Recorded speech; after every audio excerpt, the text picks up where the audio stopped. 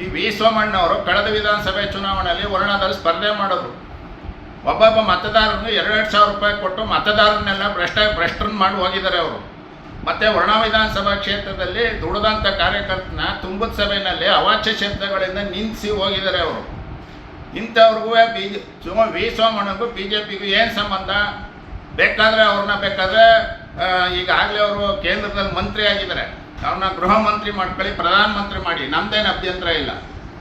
ಅಥವಾ ಈ ಕಳೆದ ಬಾರಿ ನೀವು ಕಳೆದ ವಿಧಾನಸಭಾ ಚುನಾವಣೆಯಲ್ಲಿ ಚಾಮರಾಜನಗರ ವರ್ಣದಲ್ಲಿ ಟಿಕೆಟ್ ಕೊಟ್ಟಿದ್ರಿ.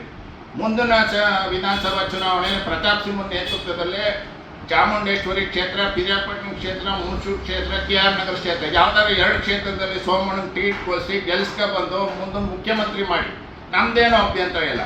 ಅದನ್ನು ಹೊರತುಪಡಿಸಿ BJPಗೂ ಸಂಬಂಧ ಇಲ್ಲದಿರ್ತಕ್ಕಂಥ ಹೊರಗಿನಿಂದ ಬಂದಿರತಕ್ಕಂಥ ಯಾರನ್ನೇ ಆದರೂ ರಾಜ್ಯಾಧ್ಯಕ್ಷನ ಮಾಡೋದು ಖಂಡನೀಯ. ಅದಕ್ಕೆ ನಮ್ಮ ಧಿಕ್ಕಾರ ಇದೆ.